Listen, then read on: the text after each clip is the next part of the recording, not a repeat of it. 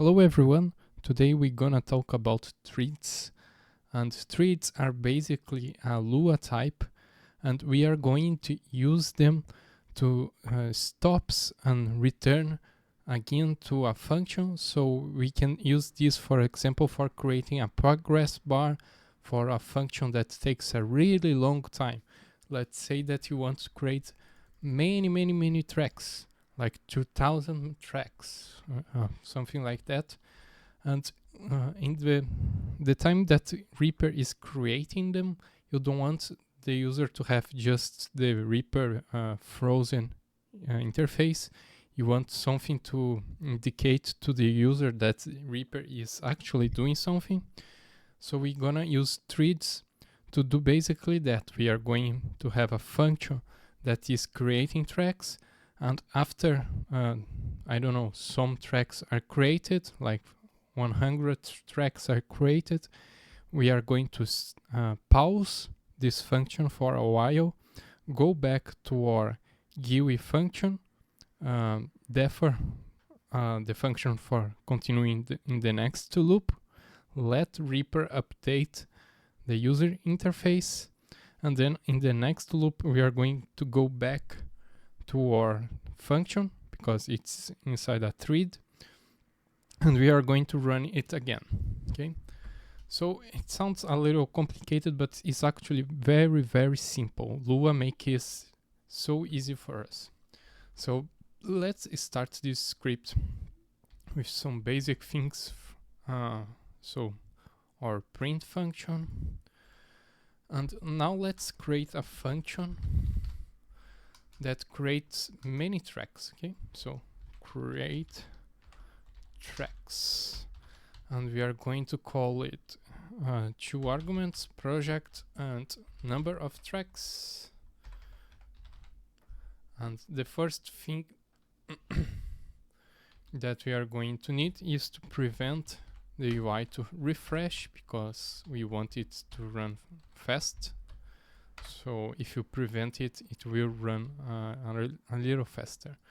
And then we are going to make a loop for I equals from 1 to number do, and we are going to insert a track at index. So which index? We could say I, but I will say 0. Okay, why I want 0? I want 0 because I want it, actually we could say I less 1, I think, because it is 0 based. I don't remember. If it's 0 based, it's I less 1. If it's 1 based, it's just I. But I will put just 0 because I want it creating on the start as the first track and putting all the tracks to the next, because it will be slower to do this way, and I want this function to take some time to run, so that I can really demonstrate how to create a progress bar and stuff like that. So I am doing this just for demonstration. And let's put something for us, the benchmarking it. So start equals to time precise. Oops. And at the end we are going to print time precise less start. Okay, let's call this function. So local proj equals to 0, local number equals to 2500, and then we call this. So let's try to run this. It will probably freeze Reaper for a while. I can do nothing. Okay, and it created in 3 seconds. Okay, 3 seconds is enough for what we want. I will close these, and now I will add some basic user interface. So I will copy this function that you probably, I will close this thing, you probably already recognizes, which comes from a GUI, and it's really the most basic thing that we can have. So instead of calling this, I will call loop let me just run, see if it's okay. It's working, and the name will be treats a video, and here I will call the same thing. So treats on video. Okay. And instead of having this text, I want a button. If button, and we are going to call create tracks, and nothing else matters then. And what you normally would do is just this, put the function that you want here, and number, I will declare these things, maybe here. Okay, so let me erase everything. So what is the most basic user interface, where it just freezes Reaper, and we have to wait. Sometimes we have to wait a lot. Okay, 12 seconds.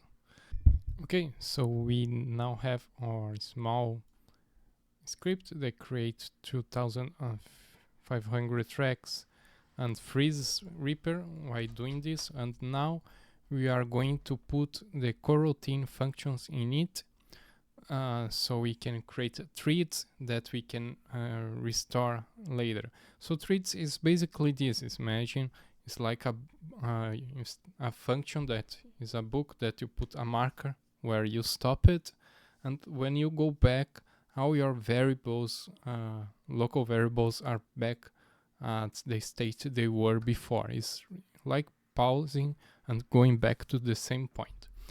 So instead of running the function here after the button, I'm gonna comment it, and I'm gonna create a thread. So coroutine.create, and we are going to say which function we are going to create a thread for. So create tracks, and I will say that this is thread,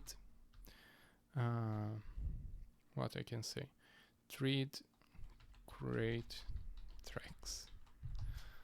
And after the button, we are going to say if there is a thread,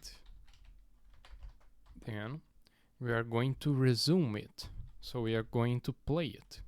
So when we are creating, we are not running this function. Okay, we are not running it. We are just putting the function inside this thread. But now we are going to run it. So if there is this thread, we are going to resume it. So this will basically do is run this function.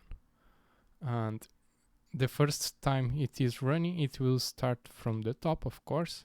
And the next time it will start at the point that we stop it. That I will show in a moment how to stop. So we are going to resume. We are just going to say which one. So this thread here. And after this, you should pass all the arguments that the function needs, in this case project that we are actually not using, but okay. And then number, and that will resume our coroutine. And I want that this return is finished local. So it will return a value if it is finished, and also will return a number of tracks created. Okay. So after this, we can, for example, print, or actually let's just already create our progress bar. So progress bar, and the fraction that we created. So we can call number. So I will say created. So created over num is the number of tracks to be created, and the size, I don't know, last one. Okay, so this should put a progress bar if the thread is open, and if the thread finishes, if is finished, then we are going to erase this thread. So we are just passing nil to it. So we are not coming back to here until the button is triggered again, creating a new thread in the same variable, and we start the process again. But okay, for now, this won't do much difference for us because it is just resuming once and never stopping. If I try to run it, it will run exactly the same. Okay, oh, and we found a bug. So line 33. Attempt to perform arithmetic on a new value. Oh, great. Yeah, because I am not returning any values inside this track yet. But let's start doing this. So if the function runs everything, we are going to say true because it's finished and it created num items.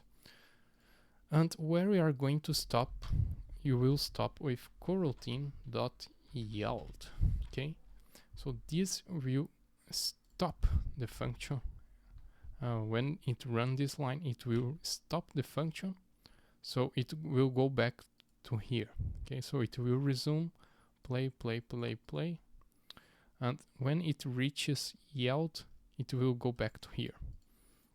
And then in the next loop, it would go back to the coroutine resume on the next defer loop, go back to the create tracks and stop right after this. So it would create another track and stop, go back to here, next defer loop, create another track and stop. So this is really slow, one track per frame. It doesn't make much sense yet. So let's make if condition. If the number of tracks created if we created 100 tracks, then we are going to yield it. So each 100 tracks, it will yield. Equals to 0. Okay. So this is 1. Okay. Each 100 tracks, it is yielding. And there is another thing. Remember, we need to prevent the UI refresh because it will make everything much faster. So instead of putting on the start of the function and at the end, we are going to put before our yield, we are going to let it refresh, and after the yield, we are going to start again, the stopping refreshing it, preventing it to be refreshed, and at the end of the function. So the order of the prevent you refresh is this: you start, you prevent, you created 100 tracks, 100 tracks, you stop preventing, you yield, you go back to here. If it's not finished, it will go to the next defer loop with the thread. It will resume the thread again, so it will go back to here. It will prevent the UI refresh. It will create 100 tracks, prevent the UI refresh again, and so on, until it starts again from the yield, prevent, and then go to the finish lines here. Okay, so let's try to run this. Okay, a problem. Line 39, attempt to perform arithmetic. Because we forget to return the values. Okay, so on the yield, you need to say which values you are returning. So we are returning false, and false because I want this to be the is finished value, and after this I want the number of tracks created. So it will be it will be I. So let's try again. Let me delete all tracks. Oh my. Okay. The coroutine resume, it returns, the first thing it returns is if there was some error inside it, and these other parameters are the parameters you define here on the yield and the return. So here you have this error message if something went wrong. And let's try again. Okay, now we have our progress bar. You can see it's a little slower, and then using yields will slow a little your progress because you are letting Reaper refresh. For example, yielding it took 3 seconds, 3.1 seconds, and not yielding it took like almost 3 seconds. So you have increasing time because you are letting Reaper refresh. I think personally that sometimes it's really good to have progress bars. So if you are freezing something for more than 2-3 seconds, having a progress bar is really useful. So this is the basic of a progress bar made on the count of the items. Now I will just expand this concept a little and yield not based on the number of tracks, but based on time. So created another function called create tracks time, and we'll put here on the thread, and we'll, here is the same things, but instead of checking and the number of tracks created, I will check if start time time precise heap reaper dot time precise less start time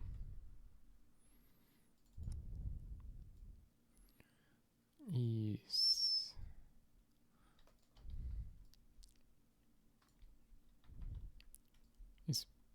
bigger or equal than, and then let's put something in seconds like 0.1 second. So it will refresh each 0.1 second. So start time, we need to get this. So this is start. I could just put this here, but this is start I'm using for debugging, so I will just not confuse things more. So here start time, and we need to update it after we go back from this yield. Start time, I'm getting this right, making it local, but I don't need to make it local again here. So let's try again. Okay, and it is doing everything all right, updating every 10 times per second. You can make it update faster. Delete. You can see it takes more time on the upper range because creating more amount of tracks at the index 0 will take more and more time. Okay, so this took 8 seconds, so just find some value that is good enough.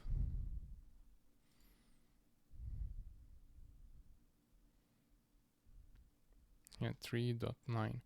So the count did perform better, but you could put more time here. Oops, I forgot to, let me try to close, to delete all of these tracks.